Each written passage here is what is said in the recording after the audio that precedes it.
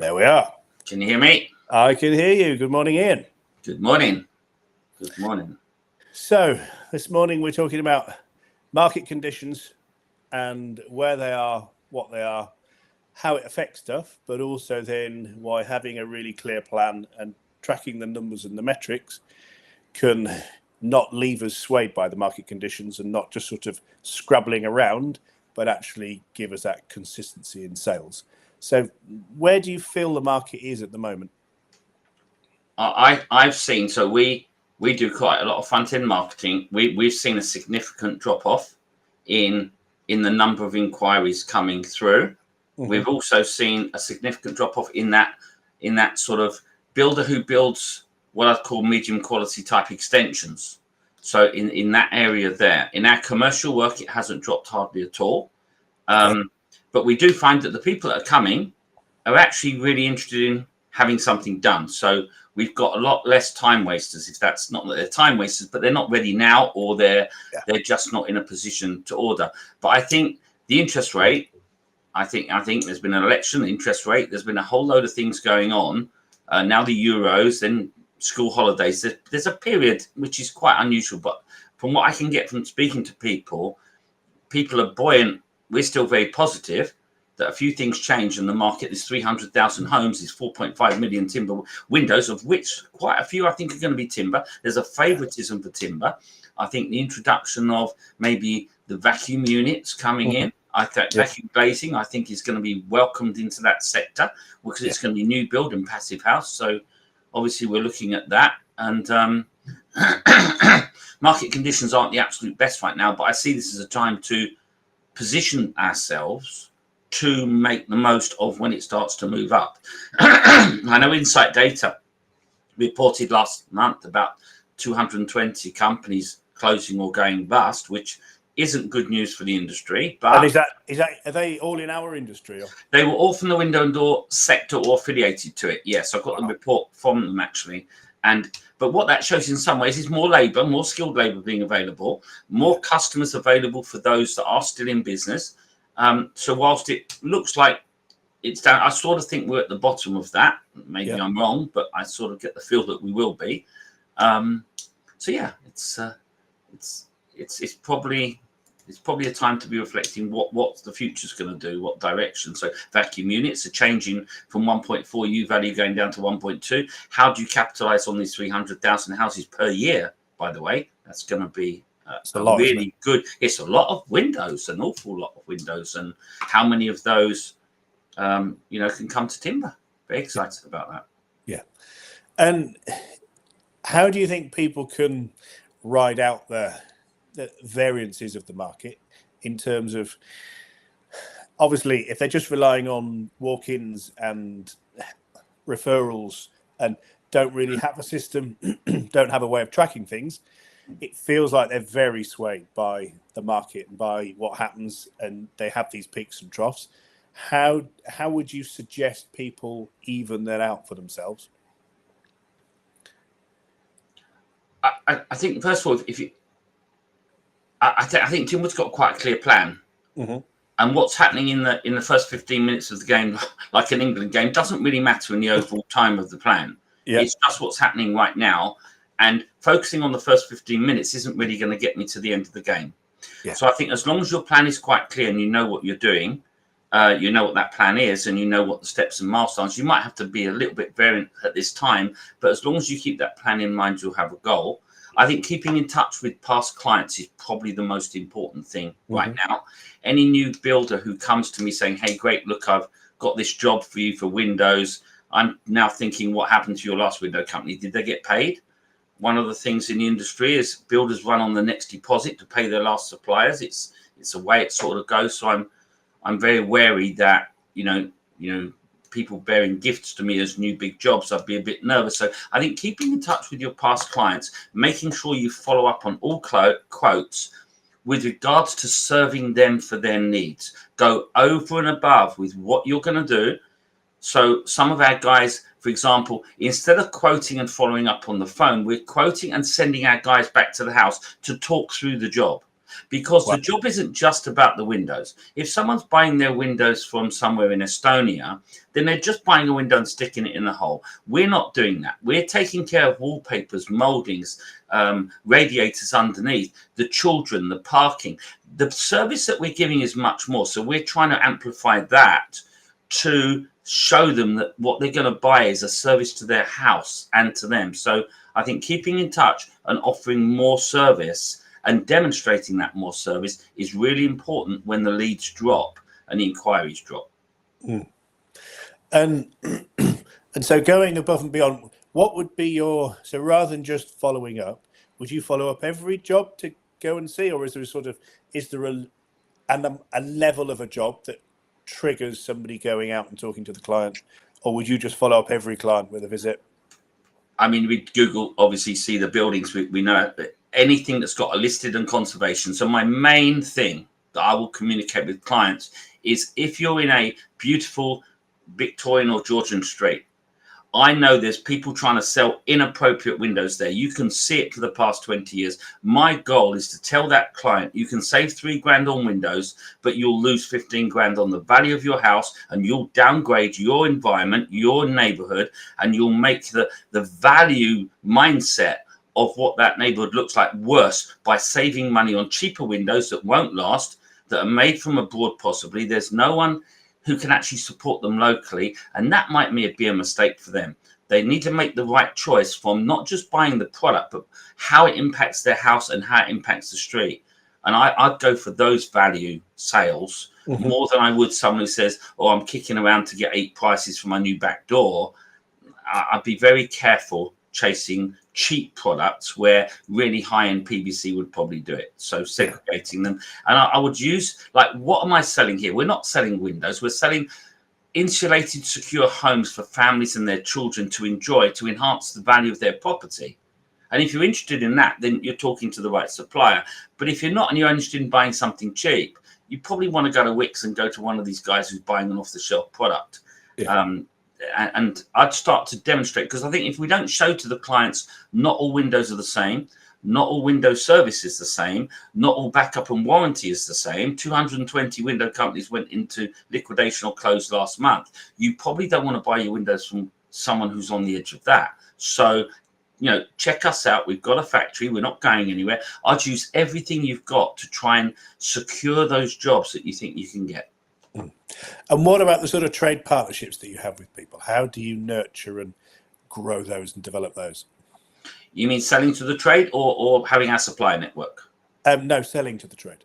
So selling to the trade. So with regards to selling to builders or sash, so there's 2 types of trade. We sell to builders at different levels of builders, and we also supply joinery to sash window companies that want to buy curves, bows, bends, gothics, things that we make for them that they may find a bit difficult to make themselves.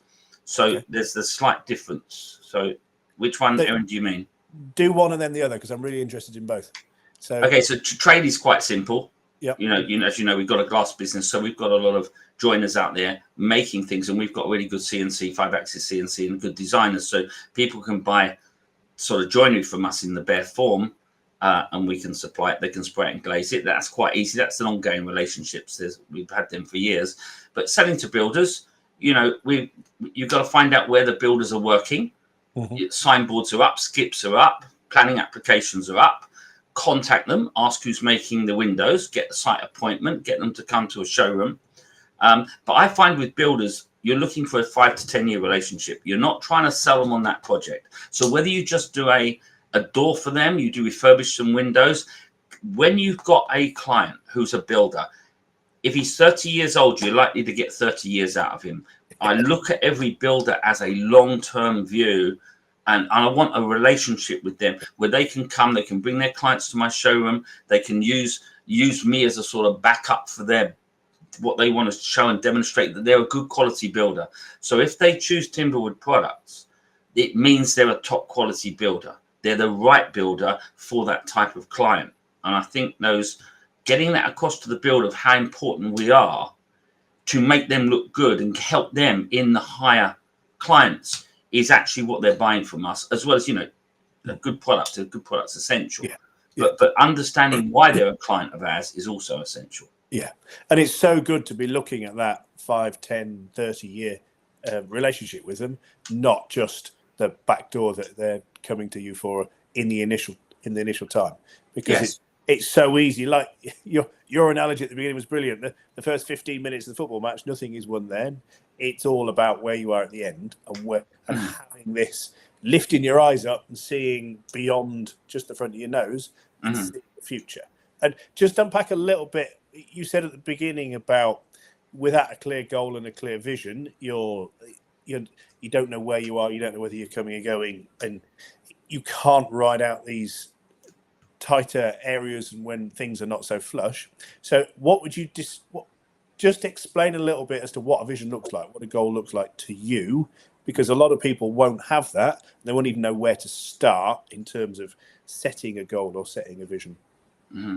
I think even if you broke it down from the bigger goal of, I would like a business that's going to run for 100 years. I want the Timberwood name to be synonymous with high quality products. I want a young dynamic team that's embraced technology, that has been trained well, that understands the feeling of Timberwood. Because I think getting things like what Timberwood feels like as a customer experience is like when you go into Mercedes-Benz, you feel like, wow, you feel like you want to buy them. So this isn't in the language, it's the felt experience. So this is going to come across. So one of my goals or visions is to have all of my key staff, people on site, fitters, installers, surveyors, conveying that felt experience of you in good hands here. That's a goal that is ongoing. So it's not a goal with a fixed end.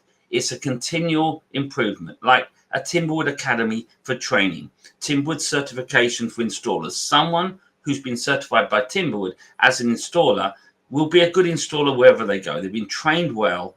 So putting this structure in place demonstrates to my clients and my workforce that we've got a structure. It's not about one man making money as a business. There's a framework and a structure that can duplicate, because we've got how to introduce yourself to a client on day one, talk through, we're going to fit these windows here. Do you have any cats and dogs? Is there anything changed? Are you comfortable with what we've planned for the windows?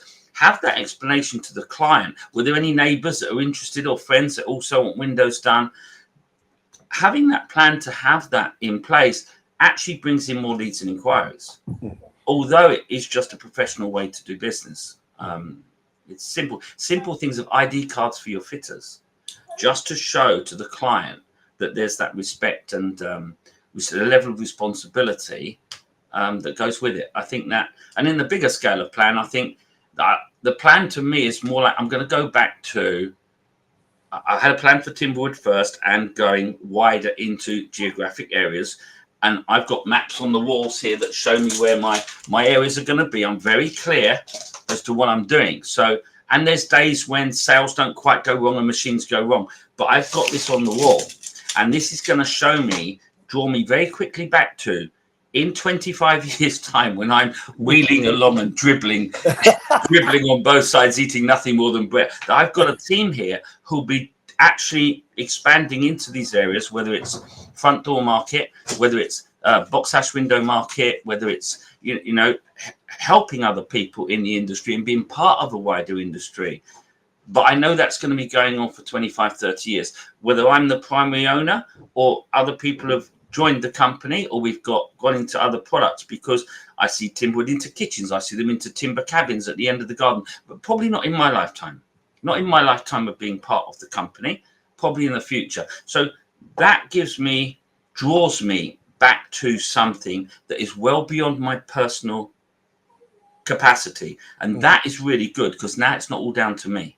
It's down to it's down to Timberwood, the company, which is the team, which is the relationships, which is the quality, the processes. So it's gone beyond the personal. It's gone into something with its own power and energy, if you like. And I think that's really important right from the start, to know that and you want to know where you are in the business. I probably made the mistake at the start of being the surveyor, the drawer, the designer, the manufacturer, the fitter, the service guy, and it was really, really hard for a long time, and I didn't really know. And then I decided I was going to be a marketeer. I'm more of a marketeer, more of a health and safety advisor, and I learned those things that got me in with slightly bigger builders. The windows I can buy from a supplier network. The installers I can draw in as subcontractors. But very few. It was really important I got my health and safety together, because other people would do business with me easier because I fixed that. It wasn't to do with my windows or my machinery. So there's a different framework. But if you want to be a supplier to the trade, different philosophy will apply. So, and everyone's got a personal where your business is at, how much money you've got, whether you want to retire, pass it on, or sell. These are questions to ask to formulate that plan, I think, in the first place. Fantastic. And having that clear plan makes such a difference for your team to be able to buy into it, your team to be able to help you deliver that vision. Because if they're not clear on where you're going and what that vision is, then they're not pushing that forward, and that never happens. And if you have a clear plan and a goal, and it's just in your head, it's only you that's pushing that forward. But sharing that really clearly with your team, everybody from the installer to your salesperson to the guy in the workshop has a clear view and knows where your business is going and knows where you want to get to. And therefore, everybody's on the same page, and everybody is pushing that forward every day, tweaking it to make it better and better and better. And it's so critical. I think as important to that is that person who may not be fully rounded and perfect. So our operations manager he spent about 6 months on health and safety toolbox talks and things. And that was like a full-time job for him. He now does that in 5 hours a week because he's learnt it, developed it, and it's now like he can do that while he's making the coffee. But he knows where he fits in the team. So if the England team is all full of if you run on the park not knowing where your teammates are or what their plan is, or that they're on your team, you pass them the ball, then he doesn't know what to do. He's part of the bigger framework. He knows where he fits in the operations of the business. He knows he's the manager, and then he's going to have the same conversations underneath with where people fit. It's not. It used to be Ian Selby controlling everything, and it wore me out completely. And there's an element of trust, but I think you need to give people time. Yeah. You need to give people a little bit of time to make a few mistakes, but learn. But good people will learn quite quickly. Yeah. And I promise you, having an operations manager, an installations manager suddenly changed everything because it's no longer down to me. Yeah. And setting up processes of payroll or how you handle service issues with you. So I've got a service team now that everything deals with the service team. They report to me. I see what's happening, but that took me 3 years to put in place, to give you a rough timescale. 3 years to have a service manager who now actually functions. So any service issues or even completing jobs that weren't completed due to rain, he goes and takes care, buys some flowers, finishes the job for the client, and my fitting team moves instead of being late for the next job. So these small things that we saw to provide cover and flexibility make all the difference, but they take time, Erin. It's not a thing today. You can't just click your fingers and there you are. Yeah, of course. Yeah. But that clarity of role is so key, so that each person within your business and the key people has a really clear, mapped out, this is my responsibility, this is my role, this is what I'm doing, and this is what that person's role is, and this is what that person's role is, and this is the way. And some people are already in the team. They didn't know that they were a good manager, and I didn't know they were a good manager either. So you look at how am I going to get this managed? But once you've done it a few times, you say, well, that guy's going to manage the machine shop. He may not be a manager like, give him an office and a sign, but actually he's got every time we have a delivery, you've got a clipboard that says you're checking this, this, and this, and report it. That gives him a management function on a very low level. How many panes of glass you glaze every day is something you should know. We know every single pane of glass per person work per hour, and I know that. So 2 things I know. 1, how much I'm putting into my factory in monetary value every Monday, ready to go in. And secondly, how many panes of glass I glaze. This balances in my head a sort of how many cigarettes are in the packet, 20, how many have I got left? I smoked 8. I've got a simple parameter judge to keep what's going in, going out, if that makes sense. Now, as long as I've got a sort of, if you're 2-1 down at halftime, I can score 3 goals in the second half. I know I can win. But if you're 5-0 down, we need to make some changes. Yeah. And knowing that score makes all the difference. Yeah. Well, if you haven't got any scores, you don't know where you are. If you're playing football and you don't know the score, you can't make that effect. Well, if you've got 90 minutes and you don't have any goals and you don't have any scoring, then you're just running around the park with a ball with your friends. Absolutely. It's not football. But so many people don't track these numbers, and it's so good to sort of hone it down to just a few numbers that gives you that metric. And then if that is dropped, you're then digging in and you're then looking at the detail. But having a few numbers that you track that give you that health and let you know, is my team performing? Is everything going okay? Or do I need to jump in and have an effect? Yeah. It makes. I mean, from two things. Number one, I'm here to serve our clients, to make their homes beautiful for the next 100 years and give them value and add value to their home, and to clearly do that for them on every level. That's number one. Number two, don't be scared of your own feelings and experiences. They're just thoughts. If I have a thought of coming on here today, and I hate doing the videos, I've been doing TikTok videos at the start, and even every time I come to do anything, I'm thinking, I have this feeling inside that I don't want to do this. If I follow that feeling, and it's coming from inside of me as insecurity as a child, if I follow that feeling, I'm not going to get that very far, because I'm now in the prison of the thoughts and fears of my own mind, as opposed to noticing that it's coming from here instead of coming from the screen or coming from anybody that's watching. That's not how it works. In the same way that, I learned very, very young at a young age that when someone wants something like a new car, it seems like that new car gives you some kind of value. And I'm really, really happy because I've got the car. It's not that makes you happy. It's the stopping of the wanting. That itch that I want a car, and that itch gets satisfied in the same way as a bottle of milk with a child. And this might sound a bit offbeat, Erin, but I can tell you, knowing how your own experience and feelings work, especially when you're like an uneducated carpenter coming up against university, there's all these insecurities, but knowing that these feelings and these thoughts are not specifically anything to do with any outside things, they're inside things, allows you to say, well, that's just me being me in some way, and then going forwards. And I think that's probably one of the biggest things on a personal training level. So if you haven't got a personal coach on self-development to overcome speaking in front of architects or saying, look, mate, you owe me the money, you've got to pay. I'm sorry, it's just the way it is. I did the job. That's a value transfer. I did the windows. You're going to pay or you're going to be in trouble. That's simple. Having that sort of, you don't want to have the conversation. You don't want to hurt their feelings. You don't want to upset them. You don't want to lose them as a client. All this is going on up here. Yeah. But the thing is, he needs to pay you. Yeah.